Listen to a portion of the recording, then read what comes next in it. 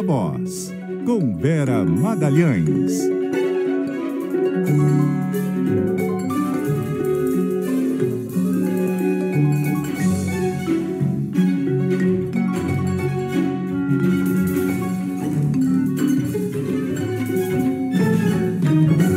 Vera Magalhães, muito boa noite. Acabou de chegar na redação de Brasília, já tomou uma água, a postos aqui para fazer uma análise sobre o dia de hoje do julgamento. Tudo bem? Oi, Débora. Oi, Carol. Não deu nem para tomar água ainda e tá uma secura que eu nunca vi aqui. A minha voz já tá ameaçando ir para o beleléu. Mas vamos, que o dia foi quente, agitado aqui. Redação, ajudem a Vera. Não, a Meire já me trouxe água, não é culpa da redação. É culpa da correria mesmo. Não deu nem tempo. Boa noite, Vera. Boa noite. Então vamos fazer o seguinte, vamos trazer a Isa Staciarini, ela vai resumir para a gente os votos de hoje no julgamento do grupo Núcleo Crucial da Trama Golpista. Oi, Isa. Oi, Débora. Olha, o placar no Supremo Tribunal Federal está em 2-0, portanto, para condenar todos os 8 réus do núcleo principal da trama golpista. A sessão de hoje começou com um voto longo e demorado do ministro relator Alexandre de Moraes, que levou 5 horas para votarem. Usou inclusive um PowerPoint, com cerca ali de 68 slides, para ser mais precisa, se eu não estiver enganada, em que mostra que o líder, o chefe dessa organização criminosa, era o ex-presidente Jair Bolsonaro, que atentou contra a democracia no país. Moraes fez um voto bastante duro, fez questão de ressaltar que não há dúvida sobre os crimes cometidos no caso e destacou as provas contra cada um dos réus. O ministro, inclusive, mostrou trocas de mensagens entre Bolsonaro e Alexandre Ramagem, hoje deputado, mas que era diretor da ABIN, além de anotações com o general Augusto Heleno como prova dessa articulação criminosa e da construção de uma narrativa contra a justiça eleitoral. Inclusive, ele deu alguns recados, o ministro Alexandre de Moraes, ao falar que não dava, para considerar que essas anotações eram um simples diário. Inclusive, fez uma referência dizendo que essas anotações não poderia ser comparada a uma conversa entre integrantes de uma organização criminosa como o PCC. Alexandre Ramagem se dirige a Jair Bolsonaro afirmando, abre aspas, por tudo que tenho pesquisado, mantenho total certeza de que houve fraude nas eleições de 2018, com vitória do senhor no primeiro turno. Vejam, presidente, essas mensagens que foram alteradas 2 dias antes da live do réu Jair Bolsonaro, e cujas informações ele utilizou, é que o réu Alexandre Ramagem quer fazer acreditar que era um diário para ele. Isso não é uma mensagem de um delinquente do PCC para outro. Isso é uma mensagem do diretor da ABIN para o então presidente da República. A organização criminosa já iniciava os atos executórios para se manter no poder, independentemente de qualquer coisa. Agora, apesar de Dino e Moraes terem votado para condenar todos os 8 réus, eles divergiram em relação à participação do general Augusto Heleno, Paulo Sérgio e Alexandre Ramagem na ação golpista. Débora. Obrigada, viu, Isa, pelas informações. Vera, vamos começar falando do voto do relator, do ministro Alexandre de Moraes. Como disse a Isa, um voto duro, ali contendo algumas ironias. E ele procurou fazer uma linha do tempo, né? Exatamente, Débora. Um voto longuíssimo, de 5 horas, duríssimo também, em que ele não apaziguou em nenhum momento. Ele manteve essa estrutura, que já é do Procurador-Geral da República, Paulo Gonet, de mostrar que os fatos delitivos ali, o que ele chama de atos executórios da tentativa de golpe, começaram ainda em 2021. Então, com isso, ele procura mostrar que houve um intercrimes longo, né? O chamado intercrimes foi bastante longo e mostrou a deliberação de Bolsonaro e dos demais réus de atentar contra a democracia. Ele aponta que seriam vários atos executórios da tentativa de golpe de Estado.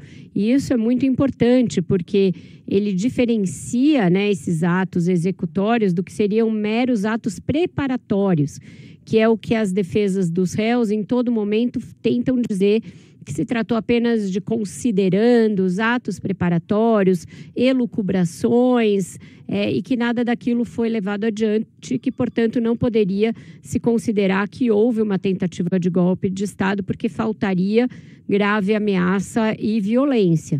O ministro, inclusive, em vários momentos pontua aquilo que ele diz que seriam exemplos claros de grave ameaça e de violência, ameaças a ministros do Supremo, ameaças às instituições, ameaças à vida de autoridades, como no plano lá do punhal verde e amarelo. Então, ele fez um voto longo para refutar ponto a ponto as defesas quando diziam que tudo não se tratou de uma mera conjectura, para mostrar que golpes de Estado, eles nunca são ali coisas registradas em cartório. Você tem de entender os atos executórios quando eles acontecem e que não são coisas assim com digitais muito claras, mas que ainda assim há provas muito robustas de que esses crimes foram cometidos. Agora, Vera, tinha expectativa de que talvez a situação pudesse ser aliviada para uma parte dos réus, por exemplo, o ex-ministro da Defesa, mas o ministro Alexandre de Moraes não aliviou para ninguém, né?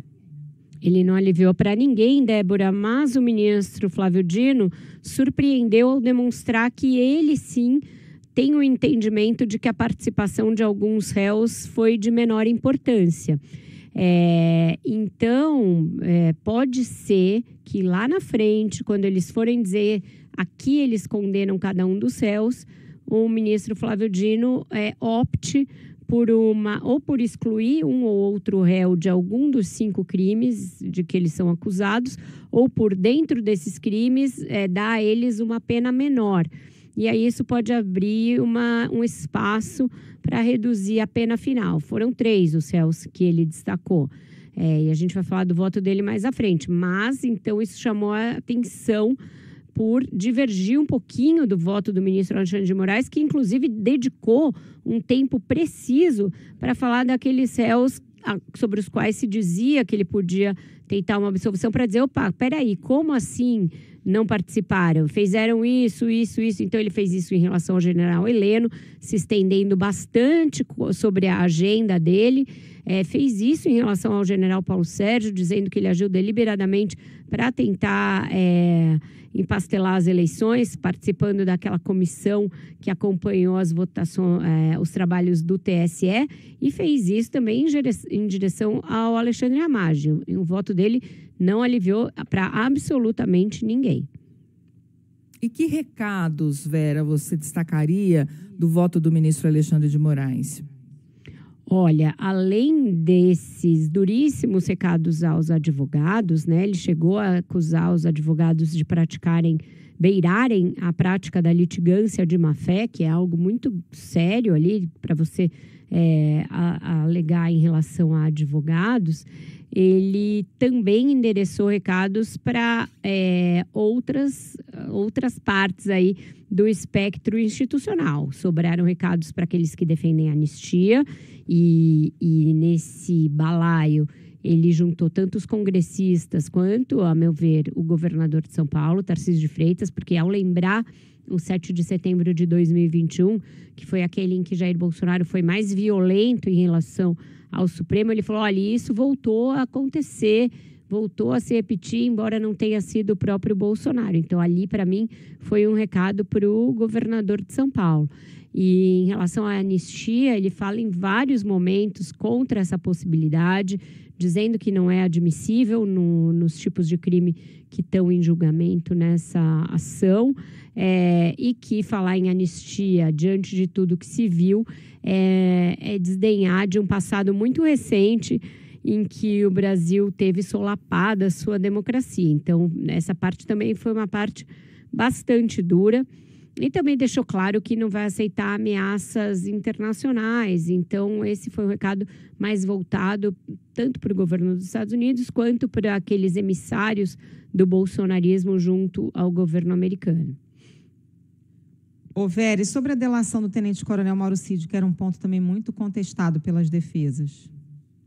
O Alexandre de Moraes foi enfático em validar a delação, dizendo que todos os atos dessa delação foram gravados em vídeo, que, portanto, não se pode falar em coação, não se pode falar em pressão para que ele delatasse, dizendo que as várias versões são normais num processo de evolução de uma colaboração premiada, e defendendo, portanto, que tudo aquilo que ele falou depois se comprovou com a obtenção de outras provas, né? As provas de corroboração, ou até ele confirmou outros elementos que tinham sido obtidos de forma autônoma pela Polícia Federal. Então, ficou claro que o ministro considera a delação íntegra. E isso também pode vir a ser um ponto de divergência amanhã com o ministro Luiz Fux. Já vamos falar já sobre essa divergência e sobre a tensão de hoje entre o ministro Luiz Fux e outros ministros. Antes, a Isa Staciarini vai voltar agora com um trecho do voto do ministro Flávio Dino para que você possa analisar com mais detalhes. Vera, oi, Isa. Isa Staciarini, nos ouve? Oi, vocês me escutam? Agora sim. Vamos lá. No voto, o ministro Flávio Dino destacou que há participações diferentes de cada um dos réus e, portanto, não há dúvida de que a culpabilidade alta seria ali do ex-presidente Jair Bolsonaro, também de Anderson Torres, de Almir Garnier e de Mauro Cid, mas destacou a diferença em relação a Paulo Sérgio Nogueira, Augusto Heleno e Alexandre Ramagem. Por exemplo, ele cita que Ramagem saiu do governo ainda em março de 2022 e desde que ele se afastou, ele teve uma participação de menor importância. Em relação a Augusto Heleno, o ministro Flávio Dino diz que não identifica atos de Heleno no segundo semestre, que seria ali o mais importante em razão das eleições de 2022 e que, embora tenham sido encontradas anotações, Heleno não participa diretamente das reuniões do golpe. E Paulo Sérgio Dino cita que é ainda mais difícil porque ele participa até um certo momento, mas inclusive tenta demover o ex-presidente Jair Bolsonaro da ideia golpista. Vamos ouvir um trecho do ministro Flávio Dino. Não há a menor dúvida que os níveis de culpabilidade são diferentes. E mais, e essa não é uma divergência propriamente, mas uma diferença que eu adianto em relação ao eminente relator. Em relação ao Bolsonaro, aos réus Jair Bolsonaro e Braga Neto, não há dúvida que a culpabilidade é bastante alta. E, portanto, a dosimetria deve ser congruente com o papel dominante que eles exerciam. Do mesmo modo, digo que a reprovabilidade, a culpabilidade é alta em relação a Almir Garnier, Anderson Torres e Mauro Cid, sendo que, em relação ao Mauro Cid, há os benefícios atinentes à colaboração premiada. Contudo, e essa é a diferença para a reflexão dos pares, em relação a Paulo Sérgio, Augusto Heleno e Alexandre Ramagem, eu considero que há uma participação de menor importância. É com vocês. Obrigada, Isa Staciarini, pelas informações. Vera, se você quiser detalhar um pouco mais esse ponto divergente do ministro Flávio Dino, e eu destaco também um outro trecho da fala dele, que foi no início, em que ele disse que não cabe anistia para esses crimes. Exato. Nessa fala inicial do voto, ele historiou as vezes em que houve anistia para dizer que nenhuma delas se equipara a essa situação, em que, segundo ele, integrantes do poder dominante falam em anistia meio como uma forma de autoanistia. e que usam o seu poder para impingir uma anistia nesse sentido. Diz que todas as outras vezes foram outros os contextos que levaram à anistia e que claramente na lei que substituiu a Lei de Segurança Nacional e estabeleceu os crimes contra o Estado Democrático de Direito, não é cabível anistia para esse tipo de crime que se examina agora. E ele fez algo que o ministro Alexandre também tinha feito, que foi trazer os votos dos próprios ministros na ação do deputado Daniel Silveira para mostrar que isso é um entendimento quase consensual dentro do Supremo Tribunal Federal, que então, portanto, vai ficar difícil até para o ministro Luiz Fux divergir, uma vez que o voto dele é sempre lembrado nesse contexto. Aí, quando foi falar dessa coisa do crime de menor importância, ou participação de menor importância, no caso, é que ele surpreendeu ao abrir essa divergência ali pontual com o ministro. Mas eu repito, não necessariamente isso vai significar que ele vai imputar uma pena menor a esses réus. Ele está ali apresentando a perspectiva dele. Talvez, na hora de definir a dosimetria, o ministro Alexandre vai insistir na importância desses réus e aí ele pode se dizer convencido pelo relator. Então, não é certeza que ele vai abrir uma divergência e definir uma pena menor para esses 3 réus cuja participação ele destacou como sendo de menor importância. Os advogados estavam surpresos com o voto dele no final ali, porque eles tinham tido uma manhã péssima, estavam com a cabeça gorda ali, reclamando, dizendo que tinham que contratar advogado para eles mesmos, que eles estavam com medo de até eles saírem presos de lá, tamanha foi a contundência do voto do ministro Alexandre, e aí quando não esperavam nada do voto do Fux, obtiveram esse aceno. Então, estavam saindo até com um sorriso no rosto dessas sessões da tarde. Um dos advogados falou, ele evocou o Instituto da Participação de Menor Importância, que é um instituto que eu gosto muito. Eu falei, imagina, o senhor deve adorar, né? Para o seu cliente é ótimo, mas... então, a gente não tem certeza se lá no final o ministro Dino vai divergir, até porque, lembrando, né? Ele era ministro da Justiça no 8 de janeiro, foi muito incisivo em que aquilo era um golpe de Estado e tal. Então, se qualquer coisa na conduta dele for denotar que ele está fragilizando o ministro Alexandre de Moraes, eu acho que ele pode se conter e se dizer convencido lá na frente. E, Vera, e no voto do ministro Dino, tem recados também? Tem recados em relação a essa questão da anistia, tem uma certa ironia, que é um traço distintivo do ministro, né? Ele gosta de fazer um pouco de graça, de usar da ironia, então ele deixa aqui e ali entrever alguma dose de sarcasmo para os advogados, também para esses que falam de anistia, e até em relação aos colegas, eu acho que sobrou uma farpa aqui e ali, nem tanto no momento do voto, mas em outros entreveros que a gente assistiu no dia de hoje. Vamos ouvir um trechinho de um momento ali de tensão entre o ministro Luiz Fux e o ministro Alexandre de Moraes, o Flávio Dino. Ele interrompeu ali a fala do Alexandre de Moraes para dizer que no voto dele não vai querer ser interrompido. Vamos ouvir. Senhor presidente, conforme nós combinamos naquela sala, aqui do lado, Pois não, ministro Fux. os ministros votariam direto, sem intervenções de outros colegas. Muito embora foi muito própria essa intervenção do ministro Flávio Dino, mas eu gostaria de cumprir aquilo que nós combinamos no momento em que eu votar. É que, nesse caso, houve autorização do relator? Não, sim. Presidente, eu concedo a parte normalmente, presidente. Mas eu não vou conceder conforme nós combinamos lá na sala, porque o voto muito extenso, a gente perde o fio da meada, principalmente quando eventualmente a gente apresenta uma certa discordância. Mas essa parte foi pedido a mim, não a Vossa Excelência. Não, eu sei, eu me lembrei do que nós combinamos. E eu tranquilizo, ministro Fux, que eu não pedirei de Vossa Excelência. Pode dormir em paz. Do nada, gente, não quer ser interrompido.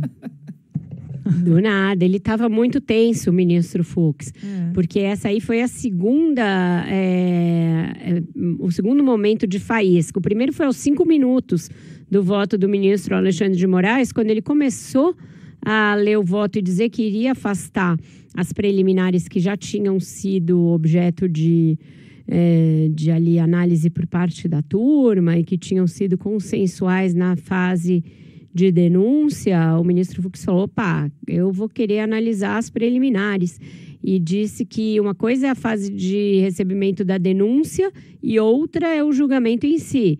Que então deu a entender que algumas daquelas preliminares ele considera válidas e pode acolher. Mas aí que tá, né? O nome é preliminares. O objetivo delas é tentar, inclusive, sustar o prosseguimento do julgamento. Porque se alguma preliminar é acolhida, isso pode prejudicar até o prosseguimento do julgamento. Se prosseguiu, já tem 2 votos, ele vai ser o terceiro. Se ele voltar nas preliminares, eu confesso que eu não sei dizer o que pode acontecer. É claro que ele não vai ter voto suficiente, vai ficar vencido, mas vamos ver o que ele vai analisar daqueles preâmbulos ali, daquelas questões que a gente sabe quais são, né? Coisa de não poder ser na turma, coisa de o foro não ser esse, de dever ser no pleno do Supremo, de a defesa não ter tido acesso a todas as provas, enfim, é um corolário grande aí de queixas da defesa. Bom, Vera, o julgamento será retomado amanhã com uma sessão só na parte da manhã. Se o ministro Luiz Fux não for interrompido, por enquanto só tem a promessa de Flávio Dino, não tem promessa dos demais, né? Só ele deve votar amanhã ou cabe voto de outro ministro? Só ele, Débora. E mesmo assim tem uma pequena possibilidade de ele estourar aquele horário do meio-dia, que hoje foi um horário totalmente fictício, porque a sessão terminou para lá de 2 horas, né? 2h25. É um voto longo. 2h25. Exato. Um voto bem longo. Ele estava com muitos papéis hoje, chamava toda hora um assistente, pedia para trazer mais papel, aí punha marcadores assim, mudava os papéis de ordem.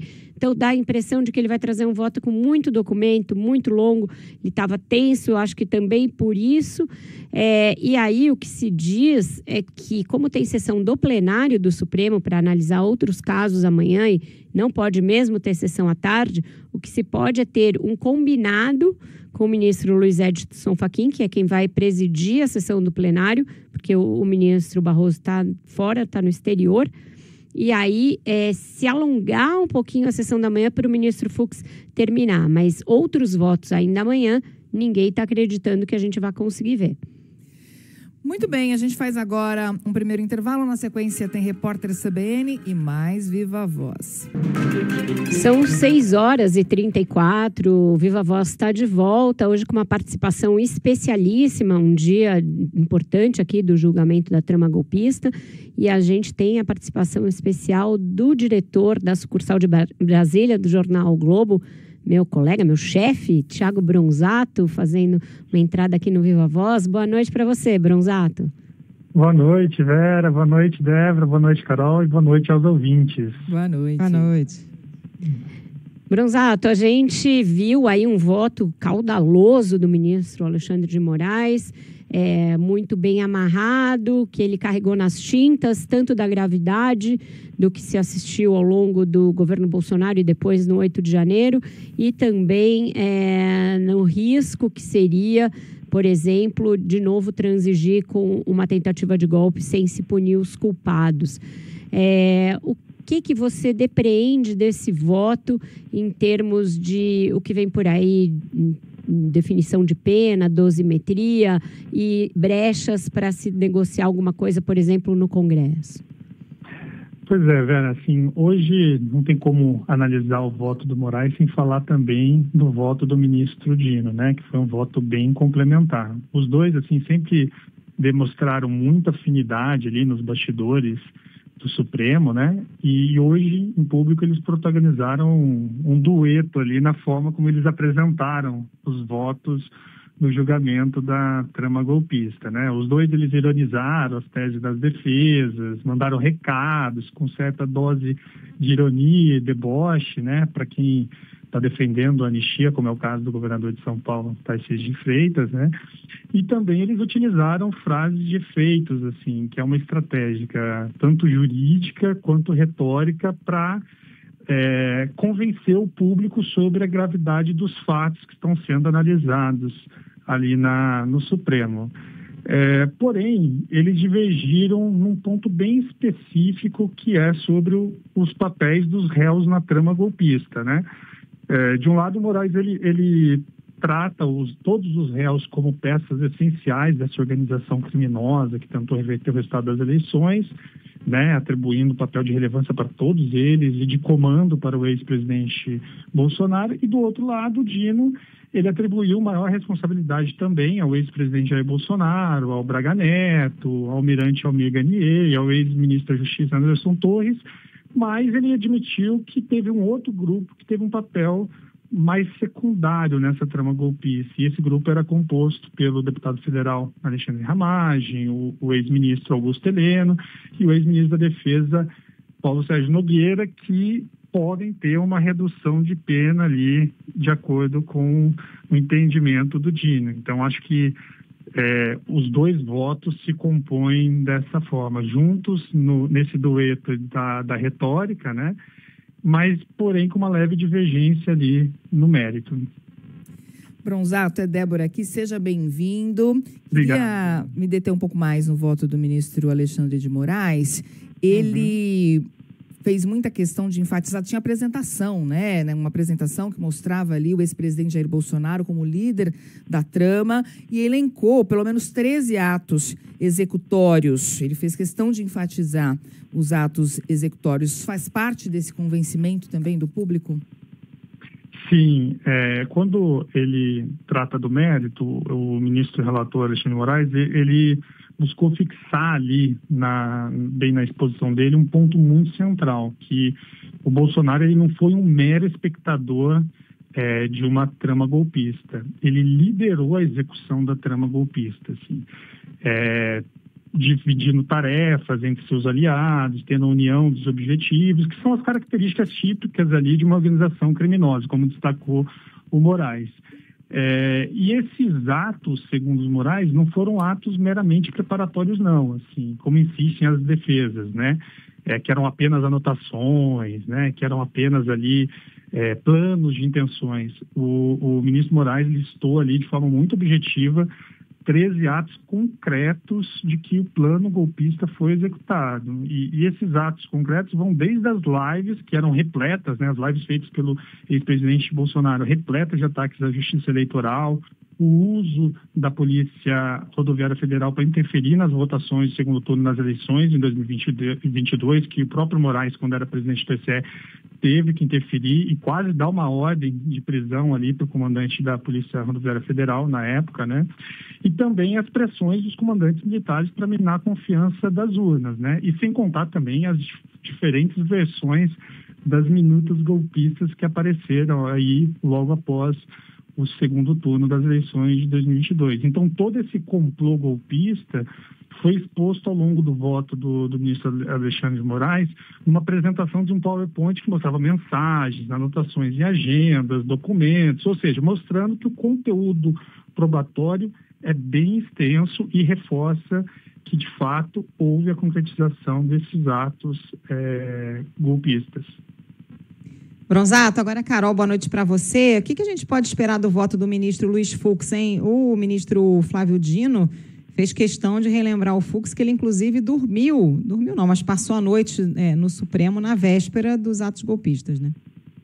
Pois é, Carol. O voto do ministro Fux é o grande enigma aí do julgamento, né? Logo no início das votações de hoje, como vocês estavam bem lembrando aí mais cedo, o ministro Fux ele fez questão de marcar uma posição antagônica ali ao Moraes, né? Então, assim, logo de cara ele já começou ali dar uma cutucada no Moraes, né? Falando que ele discordava da análise do mérito, né? Como, por exemplo, a questão da delação do Cid, se deve ser anulado ou não, né? Então, ele já vem marcando essa posição antagônica ao Moraes. Bom, o que eu tenho apurado aqui nos bastidores, né? O Fux está muito incomodado com as posições de Moraes, né? Em conversas reservadas, ele tem dito, assim, que ele é juiz há 50 anos e ele não vai ficar refém de ninguém, seja de um lado ou seja do outro. E ele também acha que hoje o tribunal, da forma como está configurado, especialmente na primeira turma, está muito sob a influência do Moraes. Então, o papel do Fux é tentar marcar uma posição contrária de Moraes. Ele reconhece a gravidade dos fatos, né? Então, os bolsonaristas que se iludem achando que ele vai provavelmente absolver o ex-presidente, enfim, ele reconhece que há gravidade dos fatos, é provável que ele vote ali pela condenação do Bolsonaro, mas talvez marque uma diferença em relação às penas, né? E isso ele já vem delimitando nos julgamentos. Então, por exemplo, nos casos que o Moraes votou para punir os réus dos atos golpistas do 8 de janeiro, dando uma pena de 17 anos de prisão, o Fux ele defendia 11 anos e 6 meses, em média, ali. Aí quando o Moraes falava, não, agora 14 anos de prisão. Aí vinha o Fux e falava, não é 14, é 9 anos e 6 meses. Então ele vem marcando essa diferença e é um ponto que a gente vai ver muito amanhã, assim, ele marcando esse antagonismo em relação ao Moraes, sem abrir mão, obviamente, do entendimento de que, de fato, tudo que se revelou ali no processo foi muito, muito grave. Mesmo porque tem uma entrevista sua e da Mariana Muniz, repórter também aqui do Globo, dele em 2022, em que ele diz que quem não reconhecesse, quem não zelasse pela democracia era traidor, alguma coisa em tons bem fortes, né, Tiago? Lembra aqui pra gente um pouco. Sim. O Fux, ele tem uma coisa ali curiosa, que ele participou de todos os depoimentos ali ao longo do julgamento, né? E para pessoas próximas, ele tem dito assim, que ele reconhece a gravidade dos fatos que foram revelados ali no processo. A discussão do Fux é mais em relação ao mérito de alguns assuntos, da delação do Cid, né, que foi e voltou, tiveram algumas versões, né, conflitantes. Ele também tem uma discordância em relação à competência, né, da primeira turma para julgar o caso, né.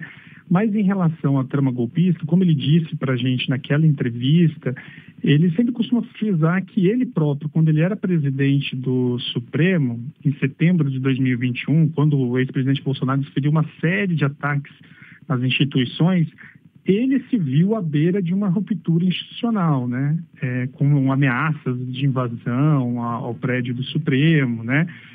E aquela época ele disse uma frase curiosa, que ele disse que quem ofender a honra dos ministros, incitar a população a propagar discursos de ódio contra a instituição do Supremo Tribunal Federal e incentivar o descumprimento das decisões judiciais são práticas antidemocráticas e ilícitas.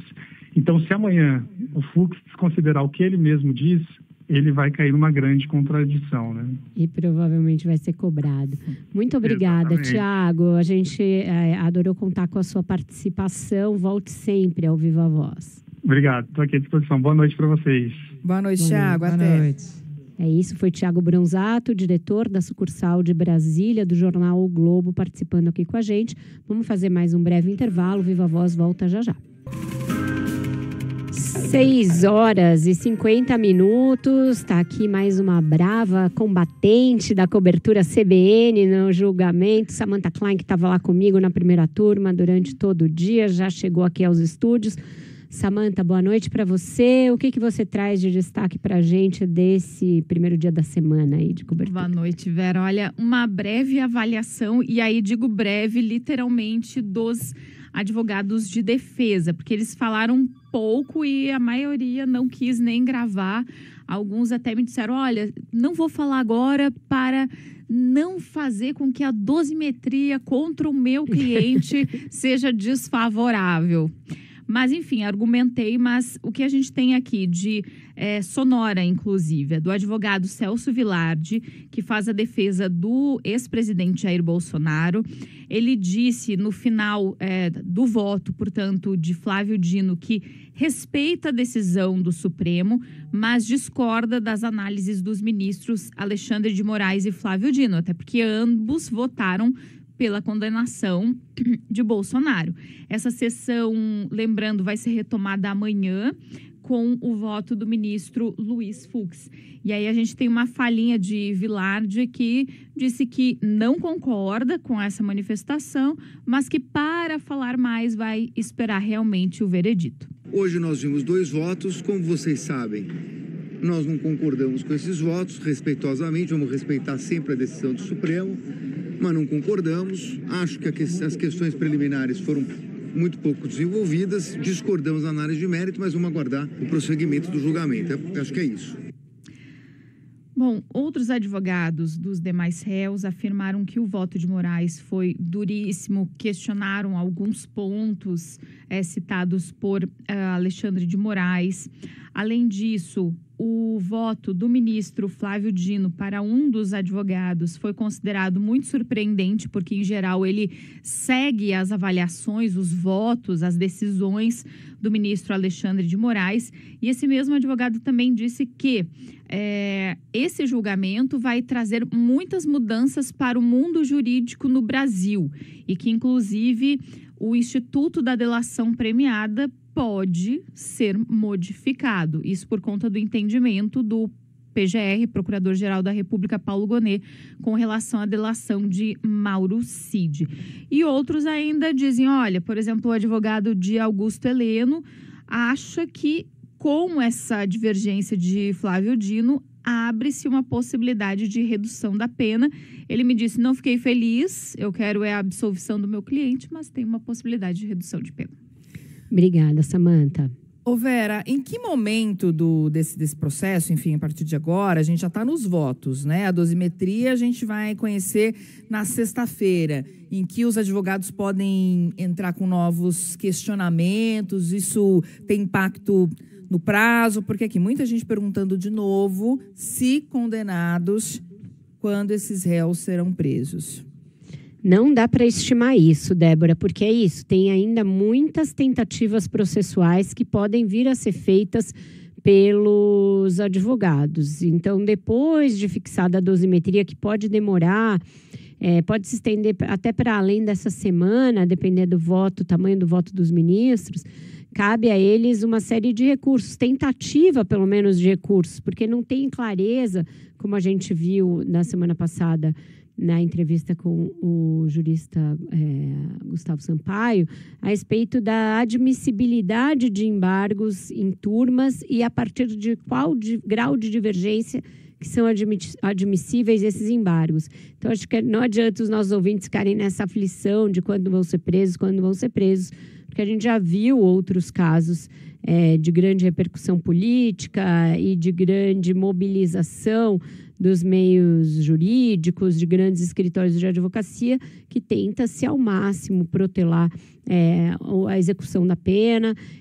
Então, isso é algo que vai ter de vir quando se exaurirem todos os questionamentos e as defesas vão tentar ao máximo expandir essa fase, até porque elas alegam que tiveram pouco espaço para a defesa, que pelo fato de estar na turma, isso deu a eles uma pouca possibilidade de defender os seus clientes, então vão insistir ao máximo. Gente, vamos falar sobre o projeto da anistia, porque enquanto isso, enquanto está tendo julgamento no Supremo, a oposição continua fazendo pressão pela votação do projeto. Nessa semana não vai acontecer, o presidente da Câmara, Hugo Mota, só está pautando essa semana projetos em que há consenso, mas o debate continua, né, Igor Cardim? Continua, Carol. Aqui no Congresso, o voto de Moraes deve acelerar a mobilização da oposição em defesa da anistia aos réus do 8 de janeiro e de projetos que limitam os poderes do STF. O líder da oposição na Câmara, Zico, líder do PL também, afirmou que vai pressionar o presidente da Casa, Hugo Mota, a pautar uma anistia ampla e irrestrita já na próxima semana. Essa declaração veio seguida, inclusive, de uma declaração do senador Flávio Bolsonaro, filho do ex-presidente Jair Bolsonaro, que classificou o julgamento como o primeiro ato de uma farsa, acusando Moraes de agir com raiva e ódio e sem base jurídica. Já o líder do PT na Câmara, Lindiberto Farias, avaliou que as declarações do governador Tarcísio de Freitas no ato no domingo, na Paulista, enfraqueceram a articulação pela anistia. E aí, aqui nos bastidores, alguns governistas avaliam que a ofensiva da oposição, cobrando Hugo Mota reiteradamente para pautar a anistia, pode acabar isolada com o Centrão diante da repercussão negativa do discurso de Tarcísio de Freitas no domingo na Avenida Paulista. Carol. Obrigada, Igor. Vera, esses recados todos, né, dos ministros já se antecipando à discussão do projeto da anistia, dizendo que seria inconstitucional, isso pode arrefecer, de certa forma, aí os ânimos no Congresso para tentar pautar esse projeto ou pelo contrário? Eu sinto que as conversas de bastidores podem surtir algum efeito nesse sentido, Carol, pelo seguinte: pode ver que essa semana o Hugo Mota fez esse expediente de pautar só questões mais consensuais, de maneira semipresencial. Então, o que ele procurou foi tirar... sabe quando você quer tirar a panela de pressão do fogo e você põe aquela colher assim pro ar sair e o negócio não explodir? Eu acho que foi isso que ele buscou fazer. Tirar um pouco da pressão que estava em cima dele mesmo. E ele segue conversando. Eu apurei aqui que ele teve conversas nos últimos dias com ministros do Supremo, está buscando aí uma tentativa de conciliação. O mesmo está acontecendo no Senado, com o senador Davi Alcolumbre. Então, estão tentando chegar a uma forma que não leve a que o Supremo lá na frente tenha de barrar uma anistia aprovada. Então, evitar que isso chegue a ser discutido. Teve efeito, até mesmo a revolta da sociedade civil, no caso da PEC e da blindagem. Eles recuaram. Pode ser que haja um recuo motivado um pouco pela reação dos ministros pública, mas muito mais por essas conversas de bastidores para tentar dissuadir, principalmente o presidente da Câmara, de levar essa ideia adiante. Meninas, antes da gente encerrar o Viva Voz, o Clauson Dutra traz aqui uma manifestação da ministra Gleisi Hoffmann após uma declaração da porta-voz do governo americano. Oi, Clauson. É isso, a ministra da Secretaria de Relações Institucionais, a Gleisi Hoffmann, reagiu a essa declaração da porta-voz da Casa Branca, a Karen Leavitt, de que os Estados Unidos poderiam usar, inclusive, forças militares, caso o Supremo Tribunal Federal condene o ex-presidente Jair Bolsonaro. Para a Gleisi, a posição do governo americano representa o cúmulo da conspiração da família Bolsonaro contra o Brasil.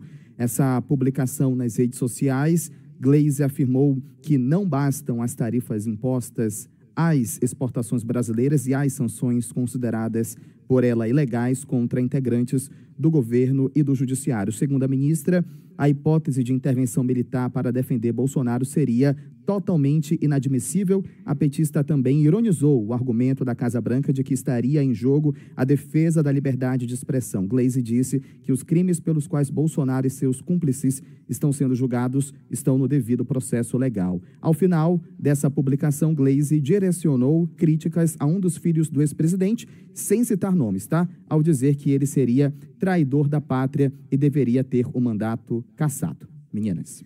Obrigada, Clauson, pelas informações. Importante a gente lembrar, né, Vera, que essas sanções e ameaças dos Estados Unidos contra o Brasil acontecem em função desse julgamento contra o ex-presidente Jair Bolsonaro, porque Eduardo Bolsonaro está nos Estados Unidos fazendo lobby para isso. Agora, me parece muito grave essa ameaça, falar em utilização de meios militares. É a primeira vez que os Estados Unidos faz isso em relação ao Brasil, mas me parece muito grave.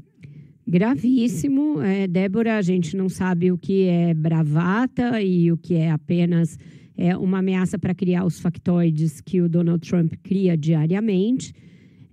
Mas ainda no campo da bravata é muito grave um país ameaçar um aliado, um país com o qual você tem relações diplomáticas e comerciais, com o uso de força militar para se contrapor a algo que é de única e exclusiva responsabilidade do Poder Judiciário do país. É algo inaudito, nunca visto, e a gente vai ter que ver como isso vai evoluir. Tinha aí essa expectativa de escalada das ameaças e elas parecem estar começando a voltar à cena.